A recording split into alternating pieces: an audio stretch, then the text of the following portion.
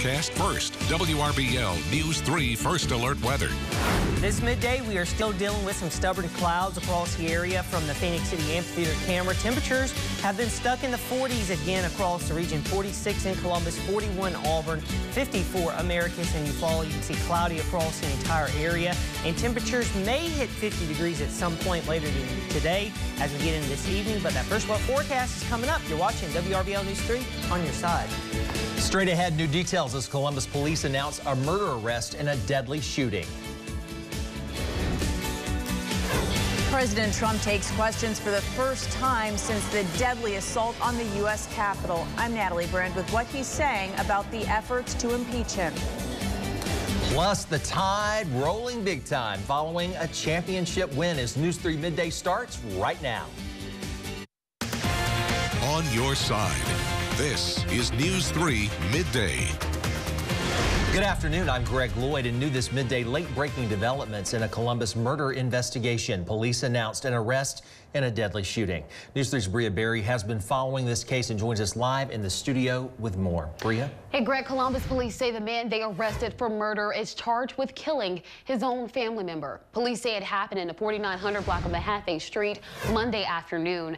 That's where investigators say they found 70-year-old Walter Williams shot multiple times. Authorities say he died on scene, and police did arrest a suspect at the home they believed pulled the trigger. Investigators identified him as 36-year-old Marlon Reese. Police say Reese and the victim are related. We're working to determine that relation and what led up to the shooting. Reese is expected to make an appearance in Recorder's Court tomorrow morning. And again, if you have any information about this case, you're asked to contact Columbus Police Department. Back to you, Greg.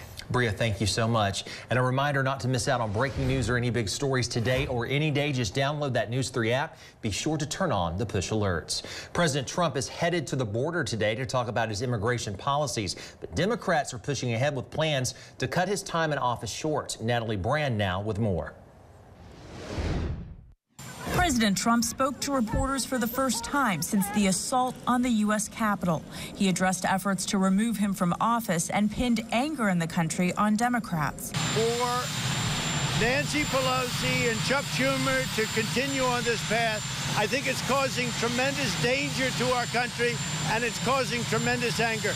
I want no violence. Later, he claimed there was nothing wrong with his speech ahead of Wednesday's deadly riot. So if you read my speech, and many people have done it, and I've seen it both in the papers and in the media, on television, it's been analyzed, and people thought that what I said was totally appropriate. House Democrats accused the president of inciting an insurrection.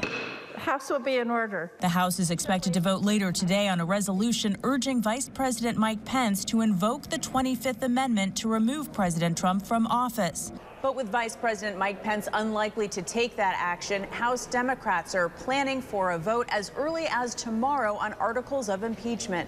I view that the votes exist and that the right thing to do is to proceed because Donald Trump is a clear and present danger every second, every minute, every hour that he remains in office. Questions remain about why Capitol Police were not more prepared. We didn't expect the mob, the riotous, violent mob we got on that day. Outgoing Police Chief Stephen Sund, who resigned last week, told CBS News he repeatedly asked the Pentagon to send National Guard troops during the attack. I needed boots on the ground, immediate assistance right then and there, helping to form police lines to help secure up the foundation of the United States Capitol building. They were more concerned with the optics. The Pentagon says it did not deny the request, but troops didn't arrive until hours later. And while the Capitol Police deal with the trauma of last week, there are at least 10 ongoing investigations into officers, including one seen posing for selfies with rioters. Natalie Brand, CBS News, Capitol Hill. And Georgia's 2nd Congressional District Congressman Sanford Bishop responded to the news of the 2nd Capitol policeman's death. He said in part, quote, of Officer Howard Lebengood, quote, we are grateful for his service and protection of the Capitol grounds for many years. I send my deepest condolences to his loved ones as they grieve this unimaginable loss.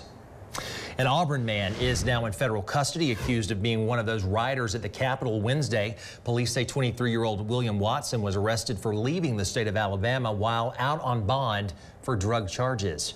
Remember, when you are away from your television set, you don't have to miss News 3. You can watch us streaming live on WRBL.com and in the News app. COVID-19 vaccine registration appointments started in Columbus after the mayor's office gave the green light for people in Phase 1A to start the vaccination process. The Department of Health and the Columbus Specialty Hospital are two places where you can receive your vaccine. Mayor Skip Henderson says the main goal is to provide vaccines to the public as they become available. Right now, demand exceeds the city's supply, but that does not mean that you can't go ahead and make an appointment if you qualify. But health officials stress once you do that, you should keep that appointment and be on time.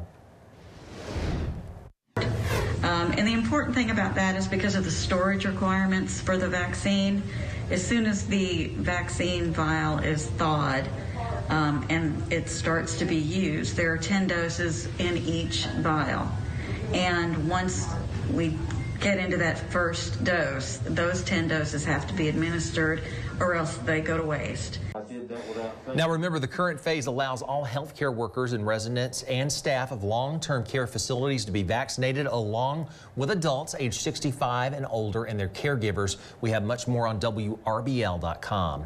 Well, Alabama has won the national championship game 52-24 against Ohio State. Alabama went 13-0 as coach Nick Saban won his 7th national championship and 6th as the coach of the Crimson Tide. Chris Brees has more on the coach's legacy.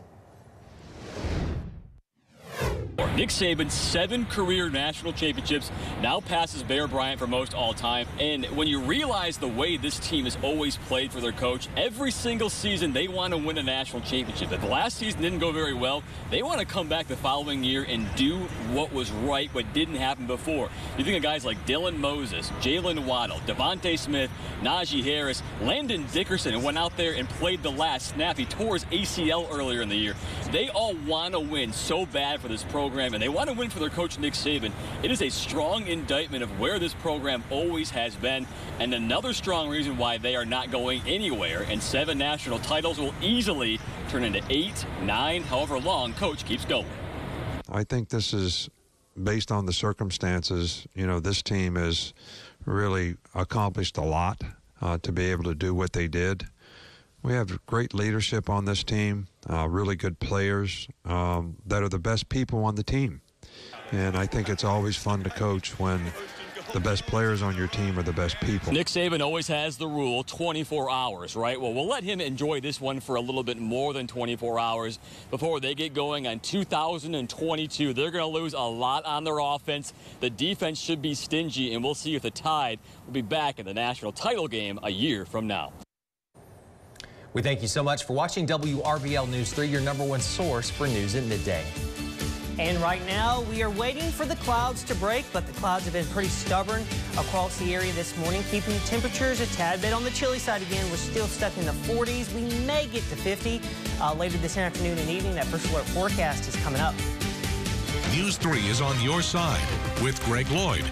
And meteorologist Nicole Phillips has your first alert forecast.